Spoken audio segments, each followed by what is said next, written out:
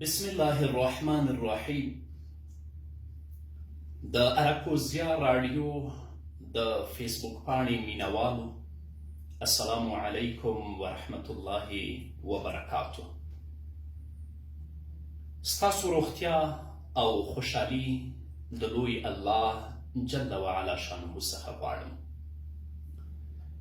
په نړۍ خپور شوی وایروس کورونا چې نه د کفارو لمن پرېږدي نه د مسلمانانو، یعنې په ټوله کې په ټولو یو ډول را روان دی. نو هیله ده چې خپلې او د کورنۍ چاپېریال روغتیا ته جدي پاملرنه وکړي. طبي لارښوونې په پام کې ونیسئ. لاسونه د ورځې په لړ کې ډېر ووینځئ. له ګڼې ګوڼې ځانونه وساتئ. ډډه وکړئ له لاس ورکولو نه له هغوی سره چې په کورونا وایروس اخته وي.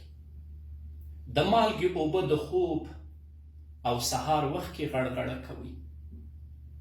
له میله ځایونو او هغو ځایونو څخه د تللو نه ډډه وکړئ چې ډېر تګ راتګ یا هم ناسته او پاسته پکې کیږي. ستاسو پاملرنه دې برخې ته د نورو ډیرو کسانو ژوند ژغورلی شي. ځان وژغورئ، نور ژوندونه په خپله ژغورل کیږي، ځکه ته له هغو کړیو څخه یوه کړۍ یې که سالمه پاتې شي له تا وروسته به نورې کړۍ روغې وي. له ټولو نه مننه کوم.